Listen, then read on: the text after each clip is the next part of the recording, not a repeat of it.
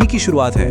ये शायद अब तक की सबसे लंबी और सबसे रहस्यमयी कहानी है। तो चलिए आज हम इसी कहानी के पन्ने पलटते हैं।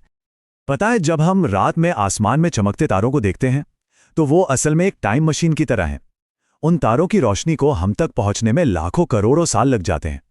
इसका मतलब ये हुआ कि हम असल में तारों का अतीत देख रहे होते हैं, उनका वो रूप जो शायद आज है भी नहीं। हमारी कहानी की शुरुआत होती है आज से लगभग 13.8 अरब साल पहले, बिग बैंग से।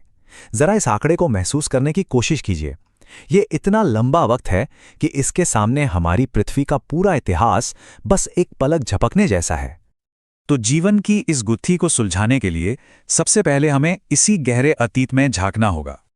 देखिए, बिग बैंग के बाद अरबों साल लग गए सिर्फ गैलेक्सीज को बनने में। फिर बहुत बहुत बाद में करीब 4.5 अरब साल पहले जाकर हमारी पृथ्वी बनी। और जीवन, वो तो इस कहानी में और भी नया खिलाड़ी है। अगर ब्रह्मांड का इतिहास एक कैलेंडर है तो हम इंसान तो बस आखिरी कुछ सेकंड में ही आए हैं। चलिए अब इस बड़ी कहानी को जूम इन करते हैं और सीधा आते हैं क्राइम सीन पर। हमारी शुरुआती पृथ्वी ये एक ऐसी जगह थी जो आज जैसी बिल्कुल नहीं थी। सोचिए, एक उबलता हुआ उथल-पुथल से भरा ग्रह। कल्पना कीजिए, एक धधकता हुआ आग का गोला जो धीरे धीरे ठंडा हो रहा है। उससे गैसें निकल रही हैं, सूरज की तेज किरणें पानी को तोड़ रही हैं और एक सुरक्षा कवच यानी हमारी ओजोन परत बन रही है। और फिर करोड़ों साल तक लगातार बारिश हुई जिससे महासागर बने। बस जीवन के लिए स्टेज अब तैयार था। तो स्टेज तो तैयार है, अब एक जासूस की तरह हमें शुरुआती सुरागों को देखना होगा। आखिर जीवन आया कहां से? इस पर लोगों के सबसे पहले विचार क्या थे? उस वक्त दो बड़े आइडिया थे। एक तरफ कुछ लोगों का मानना था कि जीवन के बीज कहीं बाहर से, अंतरिक्ष से पृथ्वी पर आए। वहीं दूसरी तरफ कुछ लोगों को लगता था कि जवाब कहीं बाहर नहीं, यहीं हमारी धरती के कीचड़ और मिट्टी में छिपा है। और यहीं पर कहानी में एक बड़ा मोड़ आता है। लुई पास्चर ने अपने मशहूर एक्सपेरिमेंट से यह साबित कर दिया कि कीचड़ या भूसे से अपने आप जीवन पैदा नहीं हो सकता। जीवन पहले से मौजूद जीवन से ही आता है। हमारी जासूसी में यह एक बहुत बड़ा ब्रेक थ्रू था। एक गलत थियोरी हमेशा के लिए खारिज हो गई। लेकिन पास्चर की इस खोज ने एक और भी बड़ा सवाल खड़ा कर दिया। अगर जीवन सिर्फ जीवन से ही आ सकता है तो फिर वो सबसे पहला जीवन वो कहां से आया? यहीं से हमारी जासूसी कहानी और भी दिलचस्प हो जाती है। तो इस मुश्किल सवाल ने एक बिल्कुल नई सोच को जन्म दिया, एक ऐसा आइडिया जो हमारी जांच में सबसे बड़ी कामयाबी साबित हुआ। ओपेरिन और हाल्डीन नाम के वैज्ञानिकों ने कहा, क्या हो अगर जीवन एक झटके में नहीं बल्कि धीरे धीरे, स्टेप बाय स्टेप बना हो? मतलब पहले निर्जीव रसायनों से जीवन के बिल्डिंग ब्लॉक्स बने, जैसे अमीनो एसिड्स, और फिर उन ब्लॉक्स ने मिलकर जीवन को बनाया। और ये सिर्फ एक थियरी नहीं थी। 1953 में मिलर और यूरे ने एक लैब के अंदर शुरुआती पृथ्वी जैसा माहौल बनाया। वही गैसें, वही पानी और बिजली की कड़क। और नतीजा हैरान करने वाला था। उस शीशे के फ्लास्क में अपने आप अमीनो एसिड्स बन गए, वही बिल्डिंग ब्लॉक्स जिनसे प्रोटीन बनते हैं। ये पहला पक्का सबूत था कि जीवन की शुरुआत निर्जीव चीजों से हो सकती है।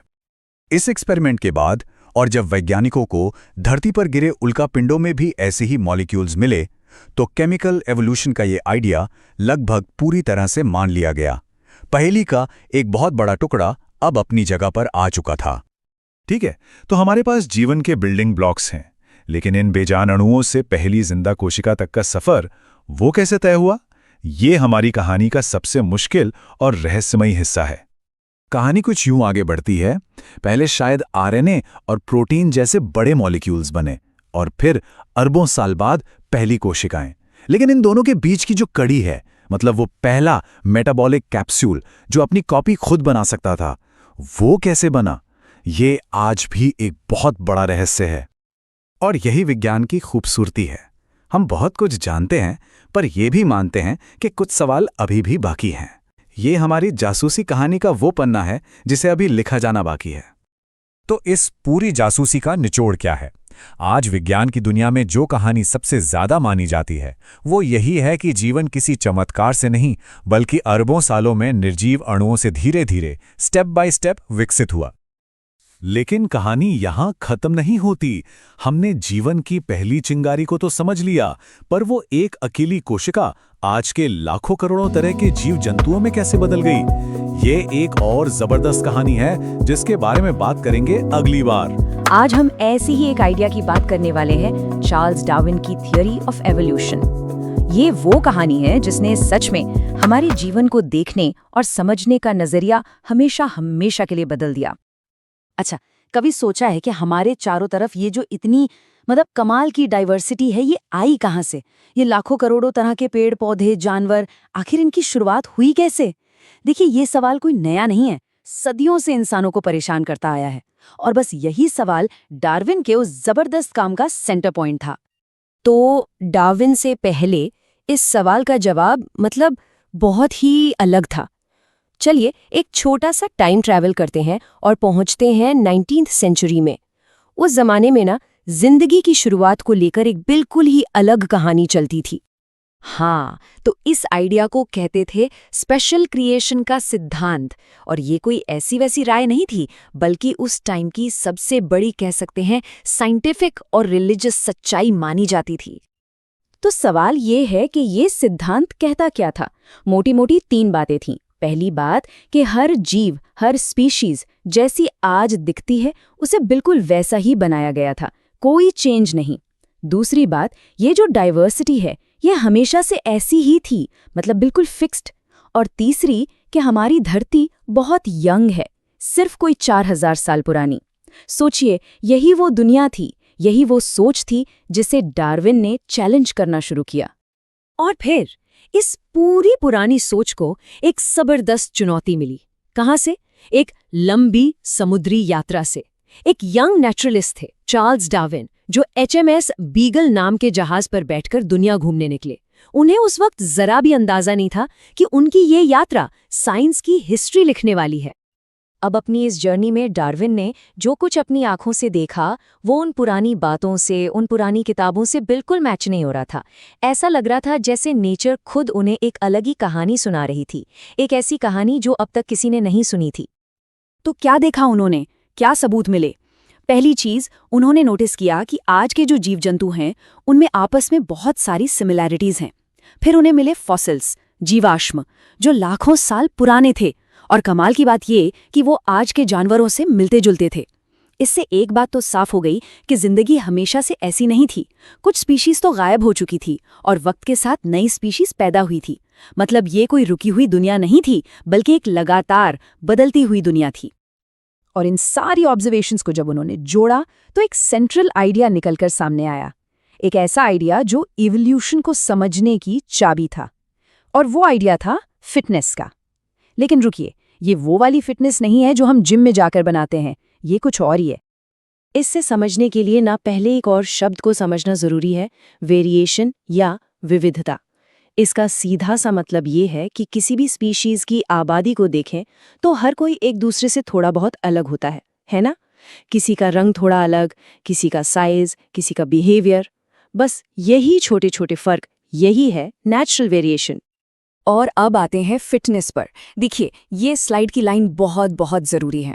डार्विन के हिसाब से फिटनेस का मतलब सिर्फ और सिर्फ एक चीज थी, रिप्रोडक्टिव फिटनेस, यानी कौन ज्यादा बच्चे पैदा कर सकता है। तो इसका मतलब क्या हुआ? मतलब ये कि जो जीव अपने माहौल में बेहतर फिट हैं, जिनके पास ऐसी खासियतें हैं जो उन्हें जिंदा रहने में मदद करती हैं, वो दूसरों के मुकाबले ज्यादा बच्चे पैदा करेंगे। बस इतना सिंपल है। ठीक है, तो ये बेहतर फिट वाले ज्यादा बच्चे पैदा करते हैं। लेकिन इससे बदलाव कैसे आता है? वो कौन सा इंजन है जो इस पूरी गाड़ी को चलाता है? डार्विन ने इस प्रोसेस को एक नाम दिया जो आज बायोलॉजी का सबसे जरूरी प्रिंसिपल है, और वो नाम है नेचुरल सिलेक्शन, यानी प्राकृतिक चयन। अब ये कोई सोच समझकर किया गया चुनाव नहीं है, ये तो बस एक नतीजा है, एक आउटकम। नेचर उन जीवों को सिलेक्ट कर लेती है जिनकी खासियतें उन्हें सर्वाइव करने और रिप्रोड्यूस करने में ज्यादा मदद करती हैं, और फिर जाहिर है वो अपनी ये अच्छी वाली खासियतें अगली पीढ़ी को पास ऑन कर देते हैं। अगर इस पूरे प्रोसेस को स्टेप बाय स्टेप समझना हो तो वो कुछ ऐसा है। स्टेप 1, किसी भी आबादी में वेरिएशन यानी विविधता होती है। स्टेप 2, सर्वाइवल के लिए एक होड़ होती है जिसमें कुछ लोग बेहतर करते हैं। स्टेप 3 जो बेहतर करते हैं वो ज़्यादा बच्चे पैदा करते हैं, और स्टेप 4 धीरे धीरे हज़ारों लाखों सालों में वही अच्छी वाली खासियतें पूरी आबादी में कॉमन हो जाती हैं। बस यही है इवोल्यूशन। हाँ, और एक बात और याद रखना ज़रूरी है, डार्विन इस सोच पर पहुंचने वाले अकेले इंसान नहीं थे। लगभग उसी टाइम पर एक और नेचुरलिस्ट थे, एल्फ्रेड वॉलेस, जो कहीं और काम कर रहे थे, और वो भी बिल्कुल इन्हीं नतीजों पर पहुंचे थे, अपने दम पर। तो इस आइडिया ने, नेचुरल सिलेक्शन की इस थियोरी ने, जिंदगी और हमारी धरती की कहानी को लेकर हमारी पूरी समझ को जड़ से हिलाकर रख दिया। इसके जो असर हुए वो बहुत गहरे थे और सही मायनों में रेवोल्यूशनरी थे। शायद सबसे बड़ा शौक तो धरती की उम्र को लेकर लगा। एक तरफ लोग मानकर बैठे थे कि पृथ्वी बस कुछ 1000 साल पुरानी है, और दूसरी तरफ डार्विन की थ्योरी कह रही थी कि अरे नहीं, इवोल्यूशन जैसे धीमे और विशाल प्रोसेस के लिए हजारों साल काफी नहीं है, इसके लिए तो अरबों साल चाहिए। तो इस नई सोच के हिसाब से दुनिया कैसी थी? सोचे, इसमें हम सब, इंसान, पेड़, कीड़े, हर कोई एक बहुत बड़े ट्री ऑफ लाइफ यानी जीवन वृक्ष के टहनियां हैं। हम सब एक कॉमन एंसेस्टर से जुड़े हुए हैं। ये एक ऐसी दुनिया है जहां जिंदगी की कहानी और हमारी धरती की कहानी दोनों अलग अलग नहीं हैं, बल्कि एक ही कहानी के 2 हिस्से हैं। और इसी एक गहरे सवाल के साथ आज की बात खत्म करते हैं। इस बात का असल में मतलब क्या है कि हमारा रिश्ता सिर्फ दूसरे इंसानों से नहीं, बल्कि हर उस जीव से है जो इस धरती पर कभी भी रहा है।